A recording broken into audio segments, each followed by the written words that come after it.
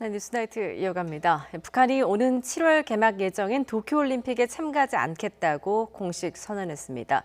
선수들을 보호하기 위해서라는데 도쿄올림픽을 통해 한반도 정세 전환을 노리던 정부의 구상에는 차질을 빚게 됐습니다. 황혜경 기자입니다. 북한이 도쿄올림픽에 불참하겠다고 공식 발표했습니다. 북한 체육성이 운영하는 조선체육 홈페이지를 통해서입니다.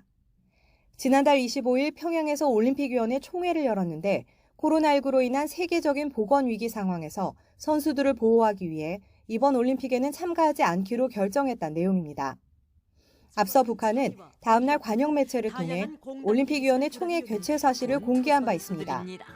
하지만 당시에는 올림픽 참석 관련 언급은 쏙 뺐다가 10여일 만에 공식 매체가 아닌 조선체육을 통해 슬그머니 불참 결정 사실을 내놓았습니다. 총회가 열린 날 동해상으로 탄도미사일을 발사하고 이후 한국과 미국, 일본 등과 날선 공방을 벌인 북한이라 뒤늦게 불참을 통보한 배경에 의문이 제기됩니다.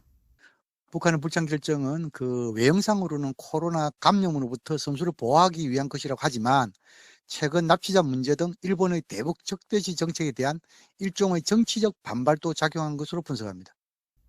도쿄올림픽을 통해 남북, 미일 연쇄 대화에 물꼬를 트고 한반도 정세 전환의 계기로 삼으려던 정부의 구상에는 차질이 불가피해졌습니다. 올해 열리게 될 도쿄올림픽은 한일 간, 남북 간, 북일 간, 그리고 북미 간의 대화의 기회가 될 수도 있습니다. 한국은 도쿄올림픽의 성공적 개최를 위해 협력할 것입니다. 통일부 당국자는 도쿄올림픽이 한반도 평화와 남북화의 협력이 진전하는 계기가 되길 바랐지만 그러지 못하게 된 데 대해 아쉽게 생각한다면서 앞으로도 스포츠를 포함해 여러 분야에서 이런 계기를 찾기 위한 노력은 계속해 나가겠다고 밝혔습니다. 서울에서 열릴 예정인 2022 카타르 월드컵 예선전에는 북한이 아직 불참을 공식화하지 않아 남북전 성사 가능성은 남아 있습니다.